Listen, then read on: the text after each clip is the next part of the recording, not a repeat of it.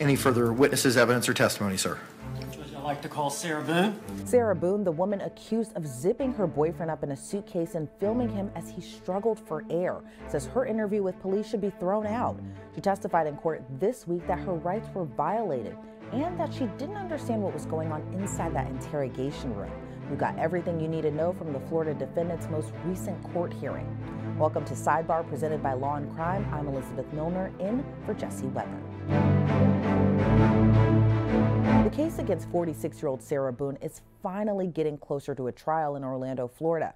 Boone was arrested in February of 2020 when her boyfriend, George Torres, was found dead inside a small suitcase in their apartment. Boone claimed they had been drinking and playing hide and seek when Torres got into the suitcase. She claimed she forgot he was in there and fell asleep. She got up hours later. Torres was dead. But Boone's story that it was all a terrible accident was questioned when detectives found videos on her phone of her taunting Torres while he was in the suitcase. Sarah.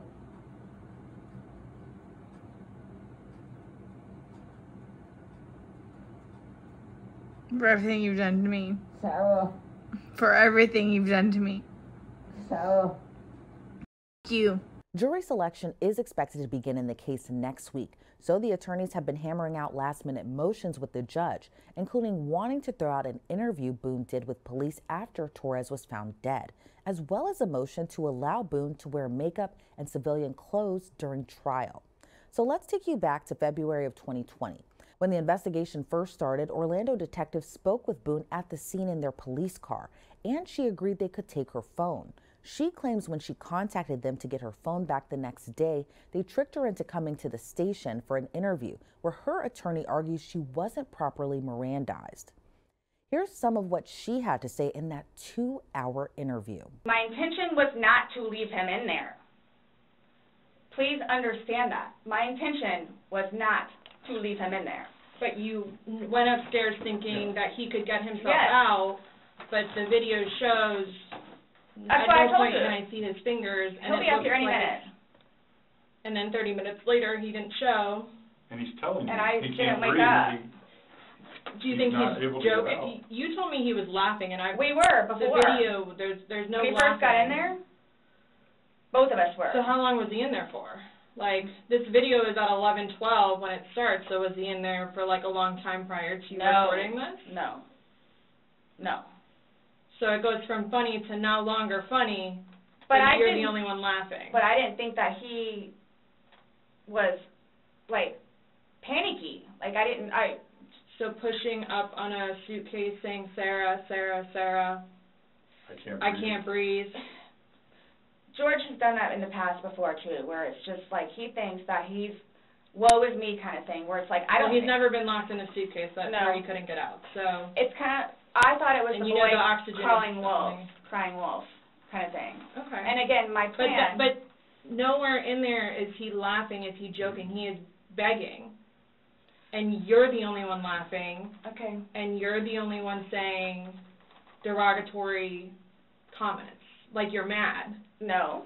Every day we cover a lot of chilling stories, just like Sarah Boone's case on Sidebar and Law&Crime. And it just goes to show just how terrifying and unpredictable the world can be. And it's important to know if you're ever seriously hurt or in an accident, your case could be worth millions. That's where our sponsor and proud partner of Sidebar, Morgan & Morgan, comes in. They have a team of more than 1,000 attorneys who will fight for what you deserve, and they have the track record to prove it. In the past few months, Morgan & Morgan won verdicts like $12 million in Florida, $26 million in Philly, and nearly $7 million right here in New York, and all of which were considerably higher than the highest insurance offer. So your case could be worth a lot. So why not start a claim and get the money you deserve? Seeing if you can have a case can be done in 8 clicks or less. You don't even have to leave your couch. Also, there's a $0 and 0 cent upfront fee. You only pay them if you win. So if you're injured, you can easily start a claim at forthepeople.com/LC Sidebar or click the link in the description and pinned in the comments. The main argument for throwing out the statements is that Boone's attorney says that the lead homicide detective, Chelsea Copsell, didn't properly warn Boone that her statements could be used against her in court. The detective took the stand and answered defense attorney James Owen's questions. She confirmed that she did read Boone her Miranda rights that day in 2020. those are the typical ones we all know: right to remain silent, right to an attorney, etc. The Orange County Sheriff's Office gives deputies a specific card to read from, which also includes the questions: has anyone threatened you or promised you anything to get you to talk to me? And do you understand what I just read to you? Then there's what the attorney repeatedly refers to as the 9th question. That's the question: having these rights in mind, do you wish to talk to us now? It was determined that Detective Kopsel had an outdated card, so she didn't intentionally leave it out. The state objected to Owen's arguments many times, saying that based on established case law, the detective doesn't have to say that, and things got a little bit testy in the courtroom. And again, under the case law, there's no requirement for this question 9. Under any state case law regarding the Florida state constitutional right to not be compelled to testify against oneself, nor any federal or state case law regarding the United States Constitution, the 5th Amendment applied to this state through the 14th Amendment that requires that question to be read. It does not go to the totality of the circumstances of the voluntariness of her waiver of her Miranda rights. Your response. Judge, obviously we disagree. Then where's the case that supports that? Because as I addressed previously, I read all the authorities. I mean, State versus Owens, State v. Thomas, Powell from the United States Supreme Court, which reversed a Florida Supreme Court decision, all talk about what's required by Miranda. And that question number 9 that you're focusing on isn't included in any of those. I understand that, Judge. It's the right to remain silent, the right to an attorney, before and after questioning. If you can't afford one will be provided to you. Everything you say can and will be used against you. Those are the things that Miranda highlights. That Miranda opinion itself says that. So what does question number 9 have anything to do with those things if the state case law and the federal case law, including but not limited to Miranda itself and Powell, and then the state case law of Thomas and Owens, all of which were provided either by yourself or by the state, identify what's required, and that's not one of the requirements. She has a duty to read the rights. But they were. Okay, I want to finish my argument. Okay. She has a duty to read the rights. She has an obligation to ensure that Sarah Boone understands her rights by asking that question. Do you understand the rights I've just read? And then there must be a waiver. Yes, I understand the rights, and I agree to speak to you now. So for that to be freely and voluntarily given, that statement, there must be a conscious waiver of the rights. The problem with the detective is she reads the rights, do you understand the rights, and then she goes right into questioning. She goes right into questioning without saying, do you agree to speak to me? Understanding your rights, do you agree to speak to me now? That goes directly to whether or not it was freely, voluntarily, and knowingly given, the statement, and whether that waiver was. So under the totality of the circumstances, I think that evidence is relevant. It's the policy of the Sheriff's Department. Obviously, she had an old Miranda rights form, but she failed to read what we perceive as a critical question, and she's going to testify about what she perceived at the time that the detective failed to read that question and how it ties into the case. I understand that all they have to read is those 4, but I think under the totality of the circumstances standard that this court has to apply, that should be a consideration the court should consider. I know it was an honest mistake. She had an old card, but still, I feel like it should be considered in your decision. Detective Kopsel was the only witness called by the state. When it was the defense's turn, Owens called Boone to the stand and asked her about her conversation with detectives outside her home at the beginning of the investigation. What mental state did you have at that time? I was very confused. It was very hazy. I didn't understand the monumental amount of people that were there and what they were doing with taking things from my home. I was worried about my dogs. I was worried about my son. I was in shock. I was traumatized by the situation and then trying to focus on everything that was going on at my home, I was hungover. I was still, I believe, intoxicated to a degree. Objection, Judge. Move to strike. This is outside their motion to suppress. They have not made any allegations that her statement was involuntary because of her mental state or state of intoxication. Response? Judge, we're talking about, I'm just getting some preliminary information. But her interrogation is the next day. The state has an obligation, and the case law cited by the state requires specificity in the motions. So it's not a game of 20 questions and a surprise. Okay, this is the day before the interrogation. I understand that. We're not talking about an intoxication. But are you going to be arguing anything in conclusion as to what happened on February 24th led to any coercive or coercion behavior on behalf of the Orange County Sheriff's Office on February 25? Are you going to bootstrap or link any of those things together? The interrogation in the squad car and what was said to her prior to getting in the squad car that relates to what she said about it being routine protocol, yes. All right, I'm going to sustain the state's objection. Relating to the intoxication? Yes. Okay. It wasn't raised in any of the three motions that have been filed. Judge, I didn't ask her that. She volunteered that. I understand it. Okay. Objection sustained and it's stricken. All right. Did they ever indicate to you that you were a suspect? No. Did they ever indicate to you that you were a person of interest? Did they ever refer to the videos that you recorded on your phone from the night before? No.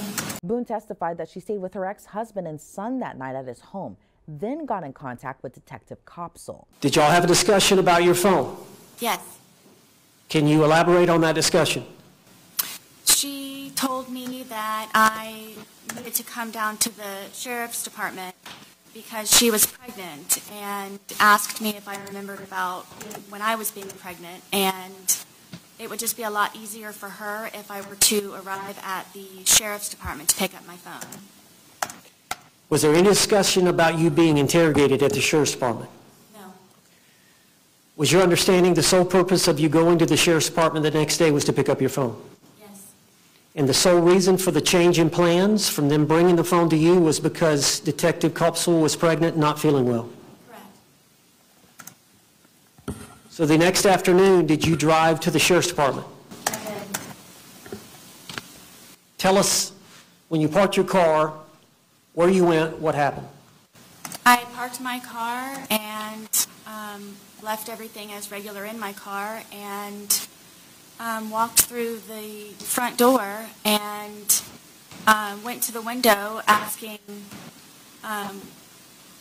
who I needed to see, and they, I guess, rang them upstairs, and Detective Lowen came downstairs, and I thought I was supposed to be picking my phone up over at a particular window, and he says, no, your phone is upstairs, so we would just like for you to come upstairs, and that's where you can pick up your phone. Boone believes she was tricked into coming down to the police station, then tricked into talking about what happened without fully understanding her rights.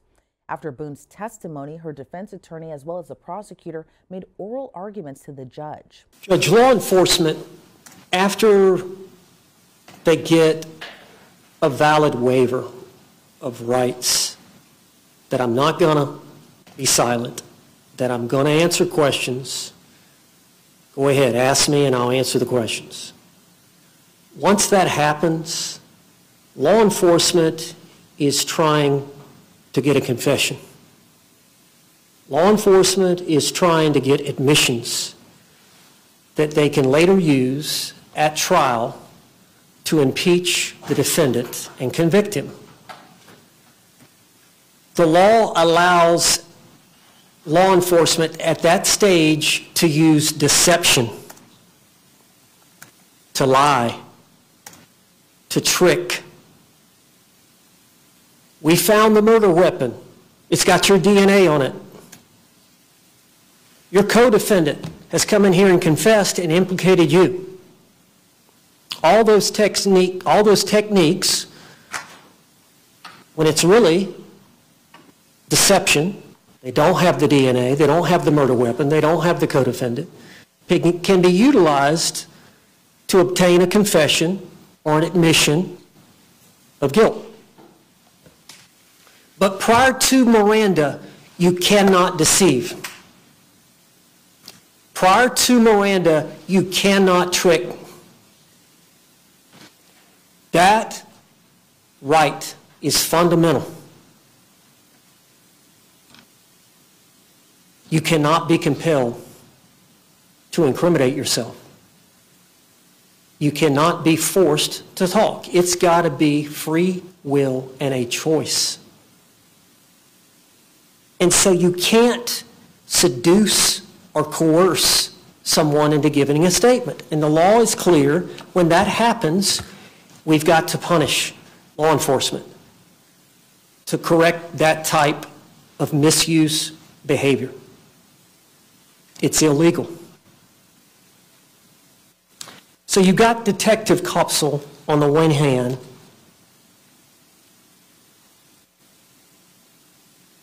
I got to read your rights. And you have a right to remain silent. But within a minute before, the detective is telling Sarah Boone, we have to do this. We have to talk to you. Now,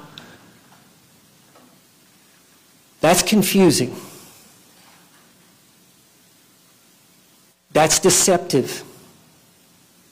There's nowhere in policy that that should be allowed or is allowed. There's nowhere in the law that that should be allowed. It's actually illegal to tell a suspect, we have to talk to you. We just have to, before reading Miranda rights. Judge, the United States Supreme Court has said that confessions are good. They are good for society. It is good when guilty people are convicted. We stand by all the case law that we've cited, and you have reviewed the evidence from start to finish. Under the totality of the circumstances of that 2-hour and 6-minute statement that she gave to law enforcement, she knowingly and intelligently and voluntarily waived her Miranda rights. And under the case law, it was done perfectly fine. There is no requirement that that question number 9 get read. And as far as any credibility issues that are pertinent to the court's analysis, which the state would submit there is not, because we are conceding there was custody on February 25th, they are allowed to use subterfuge and deception to get somebody to come to the police station under the case law and authority cited. But if there is anything that is dependent upon the credibility of either the defendant's testimony or Detective Kopsel's testimony, the state would argue for the reasons of her being impaired by her own admission on the afternoon of February 24th, still from the night before, that her credibility is less than Detective Kopsel's, and of course she has a bias and interest in the outcome of the case, whereas Detective Kopsel has no motivation to not tell the truth about whether she used deception to bring the defendant down to the police station, because that's perfectly acceptable. So we're asking you, for the reasons that we stated in our multiple responses to their multiple amended motions, to deny their motion to suppress. Thank you. Any further argument, Mr. Owens? No, Judge. All right. The judge later released a written order denying the motion to suppress Boone's statements at trial. The order reads, quote, under the totality of circumstances, defendant's statements on February 25, 2020 were made with voluntary, knowing, and intelligent waiver, and this waiver was the result of a free choice on the part of the defendant and was not the product of intimidation, coercion, or deception, and that this waiver was made with full aware of the nature of the right being abandoned. The court then moved into another motion, which requested that Boone be allowed to wear civilian clothes during the trial, as well as makeup. It also requested that she not have her feet shackled. The judge agreed that regular clothes could be brought in for her to change into at the jail, but the makeup was a sticking point. Can she be allowed, can the two females on the team, can they be allowed to apply some type of makeup to Ms. Boone? State?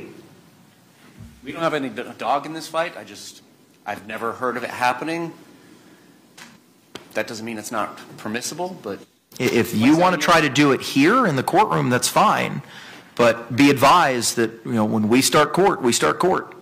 So, and I intend on starting at 9 o'clock every morning. So I'll have pleas every morning in other matters, because the court still has other business, at 8:45, and I plan on bringing the jury up at 9 until we select one, and then starting at 9 every day thereafter. But a deputy approached the judge and his clerk to let the court know that makeup might be a problem at the jail after court. So corrections in the Orange County Sheriff's Office have just advised me that the concern is if makeup is affixed and then she's taken back downstairs and then taken back to the Orange County Jail, they don't know if it's contraband, they don't know what's placed on her person. That's the concern. There's just going to be some facial makeup. I understand, but I don't see. DOC and Sheriff's Office are telling me they can't do it because of the concerns that were just outlined after she's returned to the Orange County Jail facility. Okay. In his written order, the judge wrote, quote, "The motion is hereby granted. Defendant's shackles and handcuffs be removed during trial proceedings," end quote. But there was no mention of the makeup issue. I guess we'll see when jury selection gets started next week. And of course, we'll bring you all of those updates as soon as they happen. But for now, that does it for this episode of Sidebar. You can check out more episodes and subscribe to us anywhere you get your podcasts. I'm Elizabeth Millner, and this has been Sidebar, presented by Law&Crime.